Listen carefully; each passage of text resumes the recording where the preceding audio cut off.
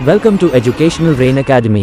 Hello दोस्तों, मैं हूं किशन आजाद। आपके अपने YouTube channel educational rain academy पर आपका स्वागत करता हूं। आज है 16 फरवरी और सुबह के 6 बज चुके हैं, तो आइए स्टार्ट करते हैं आज का सेशन। तो आज की जो पहली खबर है वो इसरो की तरफ से। इसरो एक न्यू सैटेलाइट लॉन्च करने वाला है जिसका नाम है इनसैट 3DS। अगर इनसैट 3DS के बारे में बात करें तो यह एक भारतीय मौसम विज्ञान का उपग्रह है जिसका जो मेन काम रहेगा वो रहेगा मौसम संबंधी बेहतर तरीके से निगरानी रखना और उसकी सटीक जानकारी देना इसका मुख्य कार्य रहेगा। अगर इसके बारे में बात करें तो यह इनसैट 3DR यानी इससे पहले जो सेकंड जनरेशन का जो उपग्रह यानी सैटेलाइट लॉन्च किया गया था इनसैट 3DR, उसका यह अनुवर्ती है यानी उसका ये अगला वर्जन है। अगर इसकी लॉन्चिंग की बात करें तो GSLV F-14 से इसकी लॉन्चिंग होगी 17 फरवरी को शाम 5:30 बजे श्रीहरिकोटा के सतीश धवन अंतरिक्ष केंद्र से इसकी लॉन्चिंग होगी। क्योंकि यहाँ पे इसरो की बात हो रही है तो इसरो के बारे में जान लेते हैं। इसरो जो है जिसका मुख्यालय कर्नाटक में है, कर्नाटक के बंगलौर में। इसका जो मुख्य कार्य होता है वो भारत के लिए अंतरिक्ष संबंधी तकनीकी उपलब्ध कराना इसरो का मुख्य कार्य होता है। इसकी स्थापना की बात करें तो 15 अगस्त 1969 को इसकी स्थापना हुई थी इसरो की। इसरो का जो पहला सैटेलाइट था उसका नाम क्या था, वो कब भेजा गया था, तो उसके बारे में बात करें। उसका जो पहला सैटेलाइट था वो उसका नाम था आर्यभट्ट। इसका नाम भारत के महान गणितज्ञ आर्यभट्ट के नाम पर रखा गया था। इसकी लॉन्चिंग की बात करें तो 19 अप्रैल 1975 को इसकी लॉन्चिंग की गई थी सोवियत संघ की सहायता से यानी रूस की सहायता से इसकी लॉन्चिंग की गई थी। इस सैटेलाइट ने सिर्फ 5 दिन ही काम किया था, उसके बाद इसने काम करना बंद कर दिया। लेकिन सैटेलाइट पहुंचाना अपने आप में भारत की बहुत बड़ी उपलब्धि थी। यह है इसरो का लोगो। अगर इसकी स्थापना की बात करें, अभी आपको बताया था 15 अगस्त 1969 को इसकी स्थापना हुई थी और इसका मुख्यालय बंगलौर में है और इसके जो अध्यक्ष हैं वो एस सोमनाथ अध्यक्ष हैं। अगली खबर आ रही है दिल्ली से। दिल्ली दुनिया का तीसरा सबसे बड़ा इलेक्ट्रिक बस का बेड़ा बन गया है। अभी हाल ही में दिल्ली में 350 नई इलेक्ट्रिक बस सड़क पर उतारी हैं, जिसकी वजह से दिल्ली दुनिया का तीसरा सबसे बड़ा इलेक्ट्रिक बस का बेड़ा बन गया है। अगर इससे पहले की बात करें तो चीन का एक सिटी है वो पहले नंबर पर है और चिली का सिटी है वो दूसरे नंबर पर और अपने भारत का ये दिल्ली तीसरे नंबर पर है। और अगर टारगेट की बात करें तो दिल्ली सरकार ने दिसंबर 2025 तक 2940 नई इलेक्ट्रिक बसों को क्लस्टर के बेड़े में शामिल करने का ऑर्डर दिया है। सर्वोच्च न्यायालय ने चुनावी बॉन्ड को असंवैधानिक घोषित कर दिया है। इसको 29 जनवरी 2018 से लागू किया गया था। ये चुनावी बॉन्ड है क्या? चुनावी बॉन्ड एक वचन पत्र की तरह होता है जिसमें भुगतानकर्ता और प्राप्तकर्ता का विवरण होता है। चुनावी बॉन्ड में लेन देन के बारे में, पार्टियों के बारे में कोई जानकारी किसी को नहीं होती। यह जानकारी सिर्फ स्टेट बैंक ऑफ इंडिया को ही होती है। ओवरऑल कह सकते हैं कि यह एक किस्म का वित्तीय इंस्ट्रूमेंट था जिसके जरिए कोई भी राजनीतिक दलों को गुमनाम रूप से चंदा दे सकता था, उसका नाम जाहिर नहीं होगा। इसकी जर्नी की बात करें तो जनवरी 18 में यह केंद्र सरकार के चुनावी बॉन्ड की योजना को अधिसूचित किया गया था। अक्टूबर 2023 में इसके खिलाफ याचिका का मामला सामने आया। नवंबर 2023 में संविधान पीठ का फैसला सुरक्षित कर लिया गया और फरवरी 2024 में इस बॉन्ड पर रोक लगा दी गई। अगली खबर आ रही है तमिलनाडु से। 23 वर्ष की एक महिला तमिलनाडु में मलयाली जनजाति से पहली सिविल जज बनी है। यानी मलयाली जनजाति की पहली महिला है वो जो कि सिविल जज बनी है। इनके नाम के बारे में बात करें तो श्रीपति हैं, जो कि तिरुपाथुर जिले की येलागिरी हिल्स के रहने वाली हैं। ये अपनी जनजाति में पहली महिला हैं जो कि सिविल जज बनी है। अगली खबर आ रही है इंटरनेशनल अफेयर से। जापान और ब्रिटेन की जीडीपी में भारी गिरावट आ गई है। दुनिया की सबसे बड़ी जीडीपी में तीसरा स्थान रखने वाला जापान एक स्थान खिसककर चौथे स्थान पर आ गया है। इसको जर्मनी ने पीछे कर दिया है।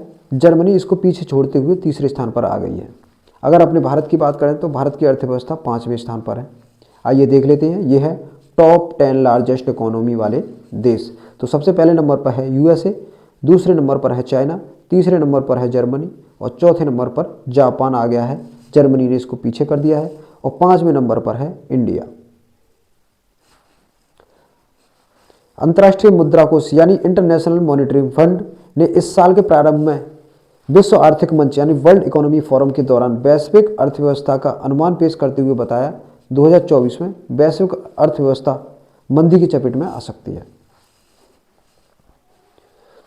अगर जापान की अर्थव्यवस्था पर थोड़ी नज़र डालें तो 2010 से पहले जापान विश्व की दूसरी सबसे बड़ी अर्थव्यवस्था था, जो कि अमेरिका के बाद जापान का ही नंबर आता था। लेकिन चीन ने 2010 के बाद इसको पीछे छोड़ दिया। जापान एक स्थान खिसक कर तीसरे पर पहुंच गया और चाइना ने दूसरा स्थान हासिल कर लिया।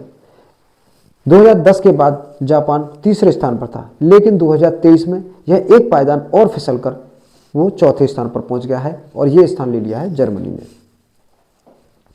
अगर अंतर्राष्ट्रीय मुद्रा कोष की बात करें तो यह संयुक्त राष्ट्र की एक प्रमुख वित्तीय एजेंसी है, जिसके 190 सदस्य हैं और इसका जो मुख्यालय है वाशिंगटन डीसी में इसका मुख्यालय है। और अगर इसकी स्थापना की बात करें तो 27 दिसंबर 1945 को इसकी स्थापना की गई थी। अगली खबर आ रही है इंटरनेशनल अफेयर से। भारतीय सेना प्रमुख जनरल मनोज पांडे और अमेरिकी सेना के प्रमुख जनरल रैंडी जॉर्ज की द्विपक्षीय बैठक। ये हैं मनोज पांडे और ये हैं रैंडी जॉर्ज, जो कि अमेरिका के हैं। अभी हाल ही में 13 फरवरी को भारतीय सेना के जो प्रमुख हैं वो 4 दिवस के अमेरिकी दौरा पर हैं। अपने समकक्ष अमेरिकी सेना के प्रमुख जनरल रैंडी जॉर्ज से मुलाकात की और उसके साथ ही सैन्य द्विपक्षीय मुद्दों पर बातचीत की, वैश्विक शांति पर बात हुई और सुरक्षा पर बातचीत की। साथ ही उन्होंने अमेरिकी सेना के सलामी गादर का निरीक्षण किया। अगली खबर आ रही है बिहार से। बिहार विधानसभा के अध्यक्ष बन गए हैं नंदकिशोर यादव।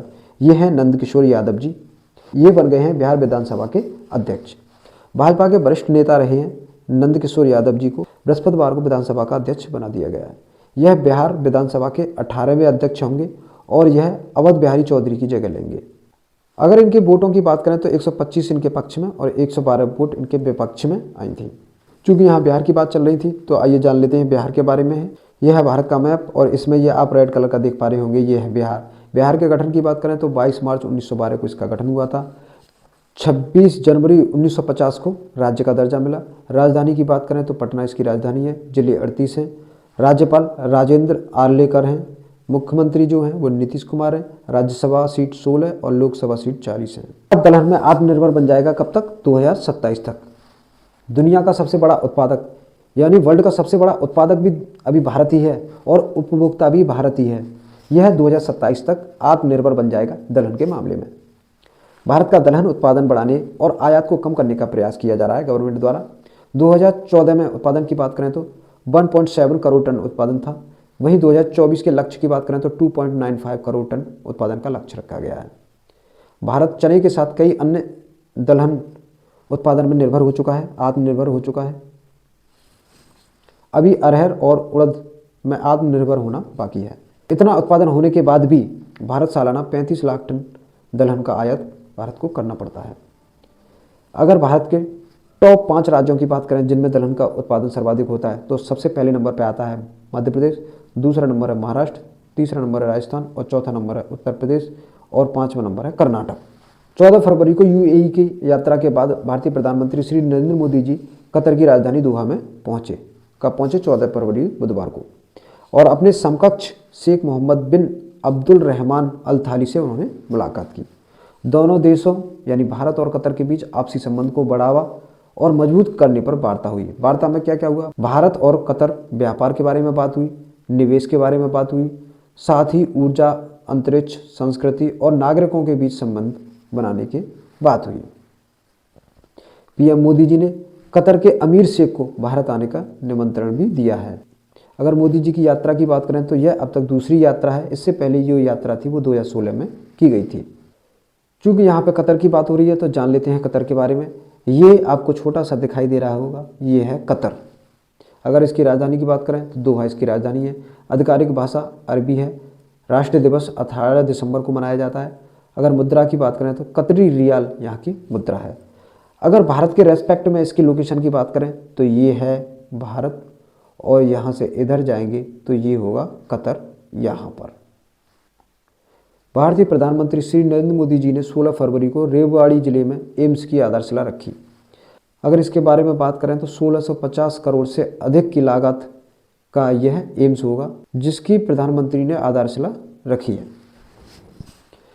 ये पहला है। इसके अलावा 6 और एम्स हैं जिनकी आधारशिला रखी जानी है। 20 फरवरी को जम्मू कश्मीर में एम्स की आधारशिला रखी जाएगी। 25 फरवरी को गुजरात के राजकोट में, उत्तर प्रदेश के रायबरेली में, पश्चिम बंगाल के कल्याणी में, पंजाब के बठिंडा में, आंध्र प्रदेश के मंगलगिरी में यह आधारशिला रखी जाएगी। एम्स की आधारशिला के अलावा हरियाणा में 5,452.72 करोड़ की लागत की मिलेनियम सिटी सेंटर से साइबर सिटी गुरुग्राम की मेट्रो लाइन परियोजना का भी शिलान्यास किया। अगर इस परियोजना की बात करें तो इसमें 28.50 किलोमीटर लंबी होगी और 27 मेट्रो स्टेशन बनाए जाएंगे। इससे हमको क्या सुविधा मिलेगी? एम्स की स्थापना से प्रदेश यानी हरियाणा प्रदेश की जनता के लिए बेहतर स्वास्थ्य सुविधा सुनिश्चित होगी। गुरुग्राम मेट्रो लाइन नए गुरुग्राम को पुराने गुरुग्राम से जोड़ेगी, जैसे यात्रा समय में होगी बचत। तो आज के लिए इतना ही। Thank you for watching. अगर आपको वीडियो पसंद आए तो प्लीज वीडियो को लाइक करें और अपने दोस्तों को शेयर करें। और हाँ, करंट अफेयर के नए नए टॉपिक पर वीडियो पाने के लिए चैनल को सब्सक्राइब करें।